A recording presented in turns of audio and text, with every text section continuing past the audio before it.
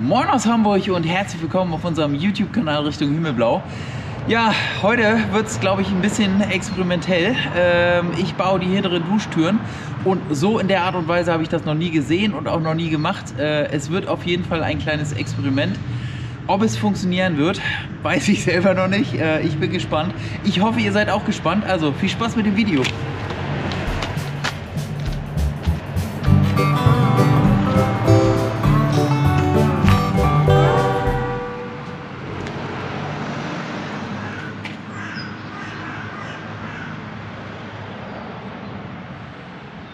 Mann, ey, da kann man sich auch schon wieder aufregen, ne? Ich habe jetzt das Profil einfach nachbestellt.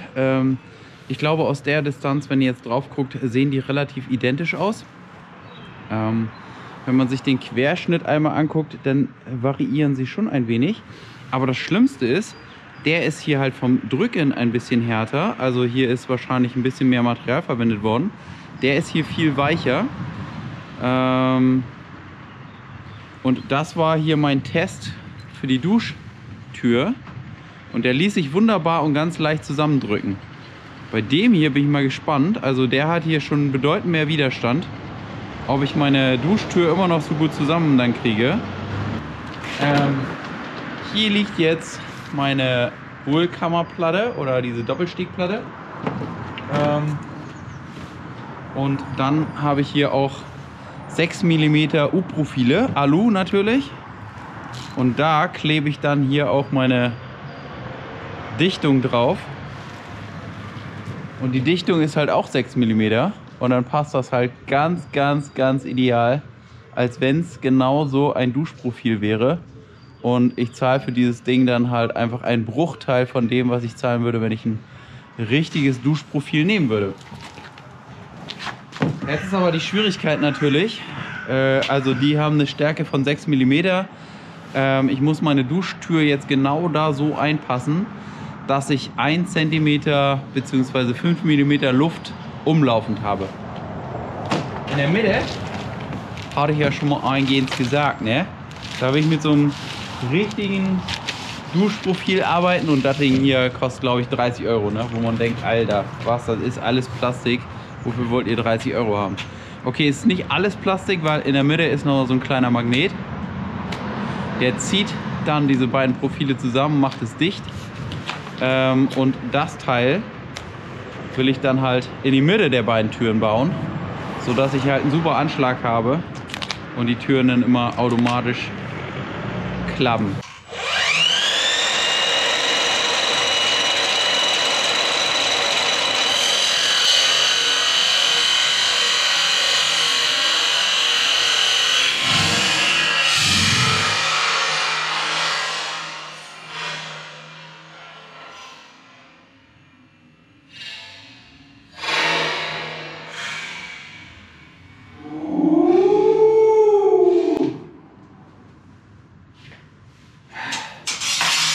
Das Sägeblatt ist stumpf. Okay, dann sehe ich das wohl mit der Handsäge. Ah, fuck, Alter. Schon wieder der Finger. Ah.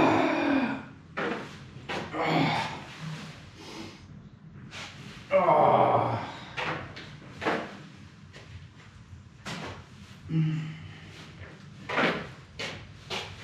Oh.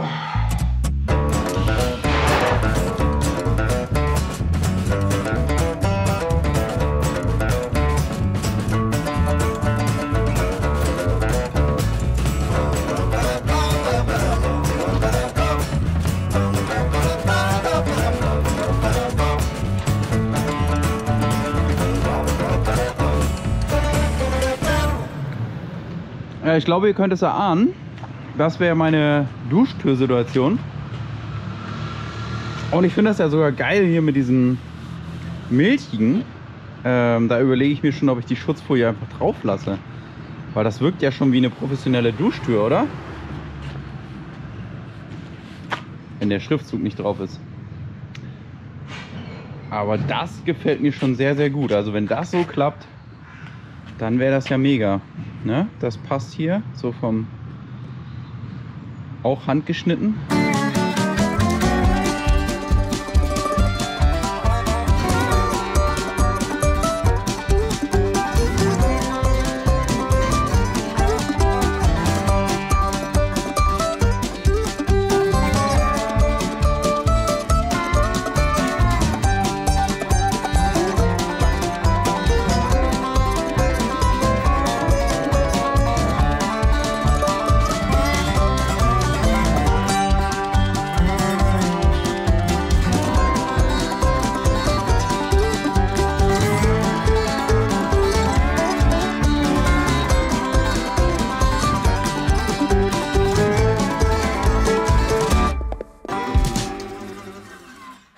Ich hoffe mal, dass dieses kleine Detail jetzt nicht meine Idee zum Scheitern bringt.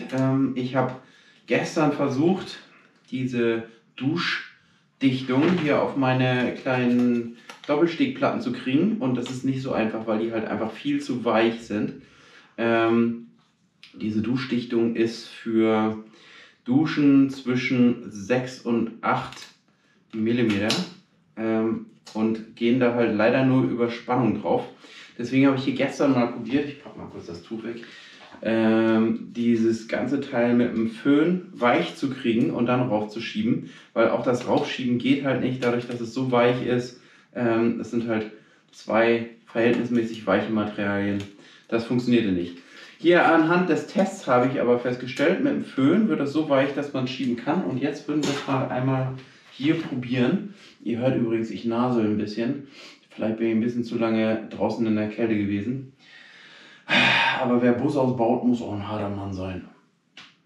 Also wir versuchen es jetzt mal. Ich habe hier so einen kleinen Föhn, hier so eine Hot Air Gun. Die kann punktuell halt heiße Luft machen. Und jetzt versuchen wir das mal ein bisschen heiß zu machen und trotzdem raufzuschieben. Ich bin gespannt, ob es funktioniert.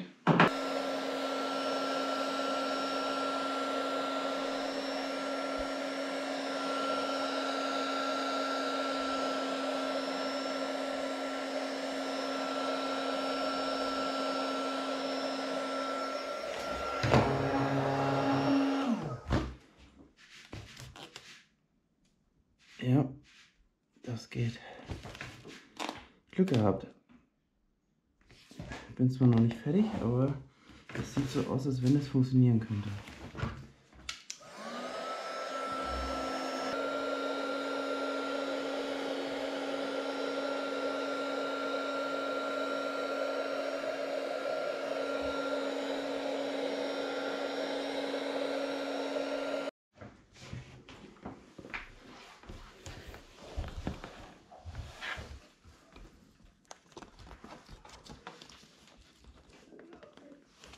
Genau. Das Geheimnis ist halt einfach, Kapitalismus und Sozialismus zusammenzupacken. Also Miles and More und Blutspendeausweis. Und dann, aua, hier die unter Gewalt da reinzukriegen. Blabla. Ich muss meiner Kollegin schreiben, was man doch alles mit Kreditkarten machen kann. Alter. Ja, also die Duschdichtung haben wir jetzt hier raufgekriegt mit Ach und Krach. Das war nicht ganz so einfach wie erwartet und vermutet. Aber sie ist drauf und wenn das jetzt klappt, ne, dann ist es natürlich richtig genial. Jetzt ist ja die Idee, auf den anderen Seiten hier dann mit unseren kleinen Mini-Alu-Profilen zu arbeiten. Das sind auch in der Tat Profile, die haben einen 6er Falz, hätte ich beinahe gesagt. Also da passen 6 mm rein. Und diese Platte ist 6 mm. Auch das passt hervorragend. Also genau wie dafür gemacht. Und wenn das wirklich funktioniert, geile Duschtür. Jo, ich habe jetzt hier beim Magnetdichtband oben so ein bisschen ausgeklinkt, damit mein Metallprofil hier auch auf die Seite passt. Und jetzt hatte ja Susi die glorreiche Idee, Resteverwertung zu betreiben. Und wir haben ja noch von unserer Abdichtgeschichte hier so ein Butylband. Und das klebt ja auch ein bisschen. Und Susi hatte hier schon mal einen Test gemacht, wie das denn ist, wenn man Butylband da nochmal mit reinschiebt und das Ding dann festklebt. Und in der Tat, es ist richtig schön fest. Deswegen werden wir jetzt wahrscheinlich hier überall in unsere Metallprofile das Butylband reinlegen. Und dann einfach aufdrücken, keine Schweinereien, das Ding ist dicht. Und ja, ich weiß, normalerweise müsste man hier mit so einem dispersionsoffenen Klebeband arbeiten, damit die Feuchtigkeit auch raus verdampfen kann und es nicht beschlägt und so, aber wir sagen jetzt mal bei unseren Türen scheiß drauf. Also wir kleben das einfach zu, damit die ganze Geschichte einfach mal dicht ist. Hier ist jetzt auch noch ganz viel Dreck und Krams drin und ich hatte Susi gefragt, ob wir das mit destilliertem Wasser noch ausspülen wollen, aber auch der Dreck ist Susi jetzt egal. Wir knallen das jetzt einfach fest und dicht und dann ist gut. Wieso schiebst du das eigentlich auf mich? Ja. Ich habe dich gefragt, du hast gesagt, so machen wir es und dann haben wir gesagt, okay, dann machen wir das so. Ja, fertig werden. Ja, ganz genau. ob da jetzt ein bisschen Dreck drin ist oder nicht. Ne? Das stört die Mutti nicht. Ich hätte jetzt gedacht, wir schießen da nochmal destilliertes Wasser durch. Kriegst du nie wieder raus. Ja, das läuft ja von selber raus, oder? Aber vielleicht ist auch gar nicht so viel Dreck drin. Mach doch mal die Folie ab. Siehst du Vielleicht was? sieht man das denn, ne? Aber vielleicht warten wir bis... Ja, ach, mach doch ab. Mach doch jetzt ab. Naja, ein bisschen ist drin, ne? Aber Also ein bisschen Piepshow kannst du dann immer noch machen, ne? In der Dusche. ja. Ja, aber ich hatte geguckt, ob es die halt auch in milchig gibt. Milchig hätte ich das natürlich noch schöner gefunden, weil man sieht man den ganzen Dreck nicht und ob das jetzt beschlägt oder nicht, wäre egal gewesen. Aber in der Stärke von 6 mm gibt es das hier dieses Material nicht. Und wir sind ja auch so ein bisschen abhängig davon, ich wollte es jetzt nicht online bestellen. Denn jetzt hier die Platte kostet komplett insgesamt alles drum und dran 14 Euro. Und wenn man es bestellt, kann man auch so eine Platte für 14 Euro bestellen. Dann sind die Versandkosten allerdings bei 65 Euro. Macht keinen Sinn. Man darf den auch nicht so lang ziehen, ne? Der ist ja wie Gummi. Ist wie Gummi, ja. Wie so eine... Das ist auch dauerelastisch. Und dauerklebend eigentlich, theoretisch. Oh nee, guck mal, das meinte ich. Der klebt dann hier manchmal so am Du Rand. machst das ganz gut. Also dafür, dass du erst im ersten Lehrjahr bist, machst du das ziemlich gut. Was verdiene ich denn? Du, im ersten Lehrjahr kriegt man einen Satz warme Ohren, also man hat halt keine kalten Ohren, ne? Und Pfeifen kriegt man auch umsonst. Ist klar. Die guten alten Backpfeifen.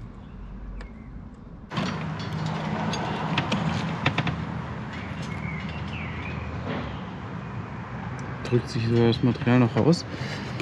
Hätte ich ein bisschen mehr zugeben können. Ja, sieht aus wie eine Duschtür, ne? Also als wenn es Glas wäre. Cool. Kann man allerdings mit 2 Fingern halten.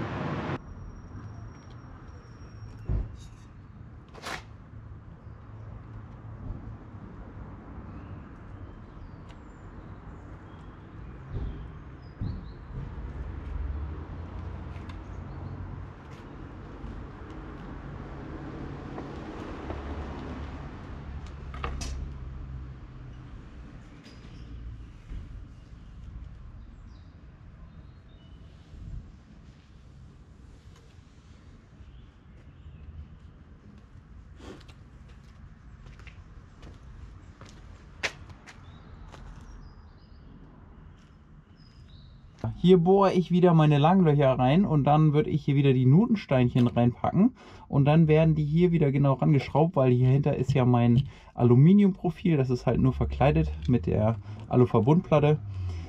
Aber dadurch habe ich hier natürlich eine super Anschlagmöglichkeit, um mein Scharnier auch zu befestigen. Da kommt das jetzt ran.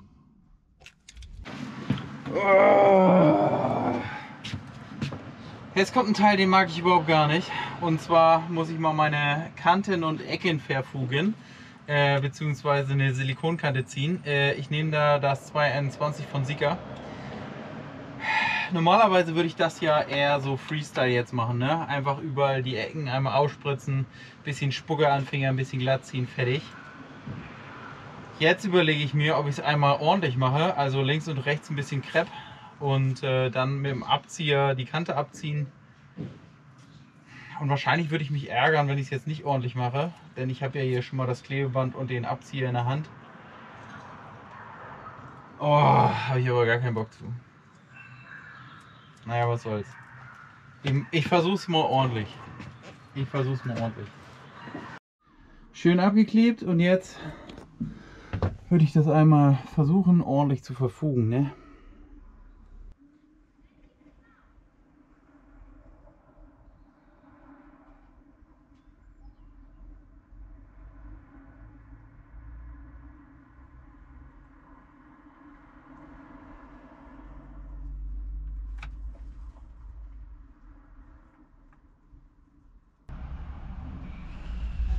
Ja, zugegeben, Duschkabine habe ich sehr lange vor mir hergeschoben, mit einem gewissen Respekt. So ein paar Lösungen habe ich neu überdacht oder wieder anders gedacht. Ursprünglich wollte ich ja innen aufliegende Türen haben. Vielleicht wäre es auch besser gewesen. Das werde ich wahrscheinlich dann irgendwann sagen, wenn das Wasser mir hier ins Wohnmobil läuft. Ich versuche es jetzt mit innenliegenden Türen, so ähnlich wie man das jetzt bei dieser Tür sieht. Da ist ja die Türdichtung hier auch innen und die Tür liegt zwischen meinen Profilen. Also auf der Seite ist es auf jeden Fall dicht.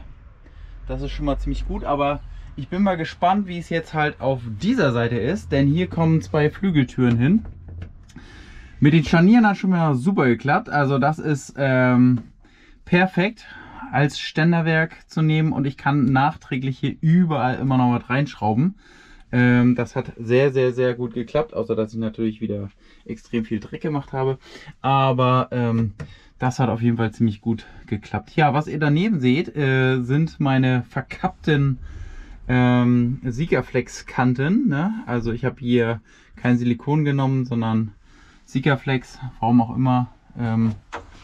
Vielleicht habe ich gedacht, auch komm, im Fahrzeug ist es besser. Und irgendwer hat das mal in die Kommentare geschrieben. Deswegen habe ich jetzt gedacht, auch komm, Silikon oder Sika nimmt sich ja nichts. Aber es ist so semi-cool geworden, muss ich sagen. Also klar, hätte man besser machen können. Ist jetzt nicht das Schlimmste, aber ich habe halt zwei Schwächen. Eine ist Kryptonit und das andere ist Sikaflex oder Silikon. Naja, so, ich habe die mal nur davor gestellt. Einfach um nochmal zu gucken, wie es überhaupt aussieht. Ey, und wenn das klappt, dann ist das der Oberhammer, oder? Guckt euch das an, wie geil das aussieht mit diesen durchsichtigen, ja gut, okay, da sieht es halt nicht so gut aus, weil da überall noch die Sägespäne drin ist, aber generell ist das natürlich richtig, richtig geil, wenn das funktioniert. Mit solchen Türen extrem leicht zum Duschen dicht. Ich habe keinen blöden Vorhang, sondern richtige Türen. Hier sieht man auch jetzt mein Dichtprofil, das muss ich natürlich ausprobieren, ob sich das ranzieht und ob das hält. Was ein bisschen kritisch werden könnte, ist genau diese Verbindung. Das hatte ich mir natürlich nicht so richtig angeguckt, wie ich das jetzt hier so durchschraube. Zumindest wäre es im Profil drin. Und das Profil ist ja hier an meine Scheibe geklebt. Also eigentlich müsste es und sollte es halten. Ich könnte mir vorstellen, dass es auch gut geht. Was man jetzt hier so sieht, da sind so ein paar Lücken. Ne? Man sieht so ein bisschen das Licht da durchscheinen. Die zieht sich ja theoretisch natürlich auch noch ein bisschen ran. Aber ob sie die Lücken dann auch komplett dicht macht, wenn ich das angeschraubt habe, muss ich mal gucken. Also weil bei meiner anderen Tür ist es halt so hier, ne, bei der Tür. Aber es ist natürlich auch ein anderes Profil. Ja, mega cool. Oh, jetzt fällt es um. Naja, genau. Ist halt noch nicht fest.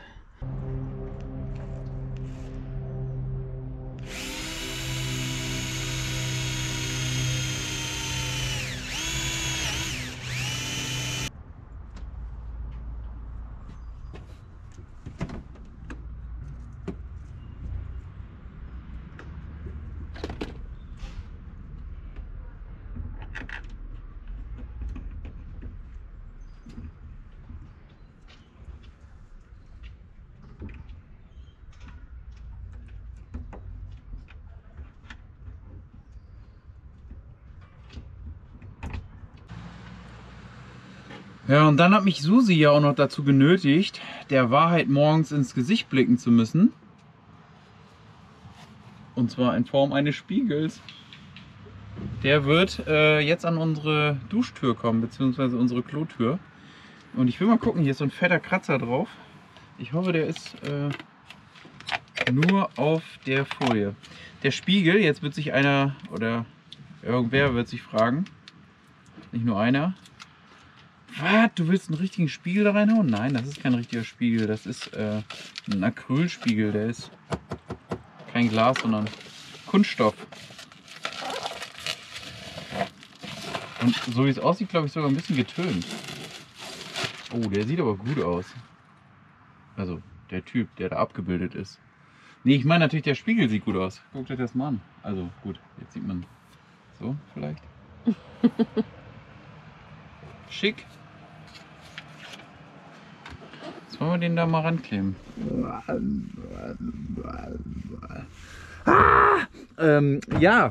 Verflucht. Das klappt ja leider nicht mit meinen Duschtüren und diesen schwarzen Gummidichtungsprofilen. Diese schwarzen Profile, die sind nicht flexibel genug. Also die haben nicht genug Knautsch. Die kann ich nicht genug komprimieren. Deswegen ist leider immer ein bisschen zu viel Spannung auf diesen Türen. Das wäre eine coole Idee gewesen. Und ja, ich weiß, normalerweise müsste ich richtige Duschtürbeschläge oder beziehungsweise Dichtung nehmen. Die sind mir aber einfach viel zu teuer. Da habe ich nicht wirklich Bock drauf. Und jetzt werde ich es nochmal hier mit diesem kleinen Tesa-Dichtband probieren. Denn ich glaube, man sieht es ganz gut.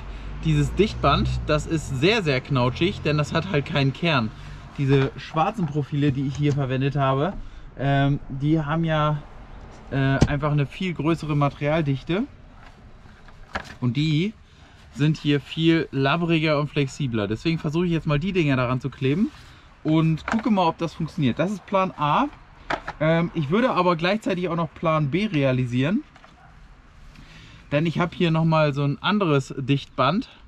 Das gibt es halt irgendwie schon ab und bei. Ich glaube, ich habe hierfür jetzt 10 Euro bezahlt. Kriegt man aber auch schon für 4, 5 Euro. Ich habe da 10 Euro für bezahlt, weil ich es halt von heute auf morgen geliefert haben wollte. Ja, das ist natürlich auch die erste Duschtür. Oh, ich muss die noch festdrehen, fällt mir gerade auf. Ich habe die noch gar nicht richtig ordentlich festgemacht. Es ist halt die erste Duschtür. Ich glaube, die zweite und dritte würde ich auf jeden Fall besser bauen. Denn mittlerweile weiß ich, wie ich das auch verarbeiten kann. Wir haben uns ja schon einen abgebrochen, hier diese Gummidichtung da drauf zu kriegen. Und ja, ich glaube jetzt hier für den Fall ist es ganz gut. Wenn ich die nochmal bauen würde, dann würde ich ein bisschen anders bauen. So, jetzt bin ich mal gespannt. Ach ja, guck mal, ich habe jetzt hier auch nochmal dieses weichere Profil hingeklebt. Und jetzt funktioniert es. Also die Idee mit dem Schwarzen war nett, aber wenn es nicht funktioniert, ist scheiße. Und jetzt funktioniert es halt ganz gut. Die bleibt ein bisschen weiter drin, aber zumindest hier drückt er sich auch überall dicht, wie ihr seht.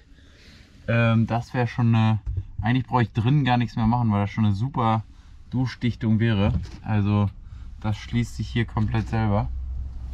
Ziemlich cool. Also es funktioniert sehr gut. Okay, springt ein bisschen noch zurück, aber wenn die andere Tür kommt, dann schließt er sich da ganz gut. Ja, ich habe jetzt hier nochmal so eine kleine Anschlagleiste. Die kommt jetzt hier hinten an meine Tür ran und soll dann hier vorschlagen. An dieser kleinen Anschlagleiste ist noch ein Magnet, damit die Tür halt auch während der Fahrt oder im geschlossenen Zustand halt auch geschlossen bleibt. Das ist jetzt so ein kleiner 10 Kilo Magnet. Ich hoffe, der Magnet ist auch ausreichend für diese Tür und bleibt da. Zur Not könnte ich da halt noch einen nebenkleben. Ich würde es jetzt erstmal mit einem probieren. Ich denke mal, so eine 10 Kilo Leistung sollte reichen.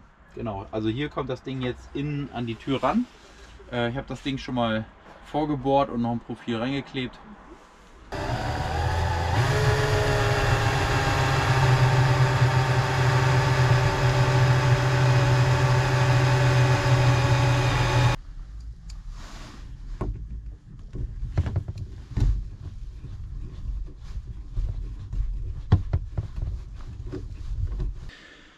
Ja, so sehen jetzt die hinteren Duschtüren aus. Ja, ist auf jeden Fall Experiment geglückt. Ist gar nicht so schlecht geworden, finde ich. Klar, ist jetzt mehr oder minder Prototypenstatus. Die nächste würde ich auf jeden Fall besser bauen können. Aber Optik ist ja auch nochmal ein anderes Thema als Funktion. Und ich glaube, die Funktion ist gegeben. Denn hier habe ich jetzt diese schwarzen Dichtungen nochmal gegen diese hellen Dichtungen ausgetauscht. Das funktioniert sehr gut. Hier haben wir unsere Magnetdichtung. Hier ist auch nochmal diese andere Dichtung. Also die sind wirklich, dadurch, dass hier auf beiden Türen oder beziehungsweise auf dem Rahmen und die Tür diese Dichtung ist, drückt er sich da schon hervorragend rein und macht das ganze Ding halt auch dicht. Also das klappt soweit ziemlich gut. Und wenn es nicht klappt oder beziehungsweise vielleicht mache ich so oder so, habe ich hier auch nochmal so ein Dichtungsband. Das klebst du halt einfach so auf den Rahmen und dann ist das überlappend. Und dann wäre diese ganze Angelegenheit auf jeden Fall 100% dicht. Das könnte ich natürlich machen. Was nicht ganz so gelungen ist, man sieht es hier schon, die Türen haben einen leichten Druck nach innen. Wobei lieber nach innen als nach außen, gar keine Frage. Die sind ein Hauch zu lang, würde ich sagen, ne? Also beziehungsweise ein bisschen zu unstabil. Denn man sieht, wenn ich sie hier zumache, drückt der hier diese Gummidichtung noch weiter zusammen. Vielleicht könnte ich hier nochmal probieren, das mit dem Föhn ein bisschen in die Richtung zu biegen, wo es hin muss. Das könnte ich nochmal machen. Aber ansonsten funktional ist es so, wie ich es eigentlich haben wollte.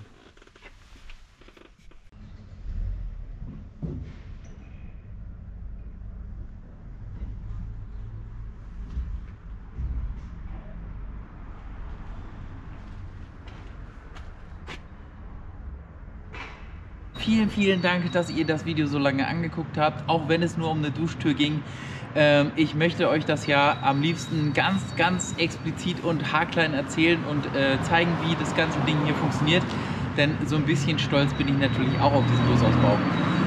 Ja, vielen, vielen Dank, dass ihr so toll mitmacht. Vielen, vielen Dank für die letzten Kommentare. Das freut mich extrem, wenn ihr Tipps gibt, wie man es schneller, besser, schlauer machen könnt. Es freut mich aber natürlich auch, wenn ihr sagt, irgendwie das geht schon fast nicht schlauer, besser und schöner. Günstiger geht es auf jeden Fall. Also ja, ich versuche da ja immer so einen einigermaßen Kompromiss zu finden, wie man diese ganze Geschichte dann auch relativ günstig hinbekommt. Ja, wenn ihr wissen wollt, wie es weiter mit Richtung Himmelblau geht, würde es mich total freuen, wenn ihr uns abonniert, wenn ihr ihn nicht schon längst abonniert habt. Also vielen, vielen Dank fürs Angucken. Bleibt uns treu. Bis zum nächsten Video. Macht es gut. Ich mache die Schotten dicht.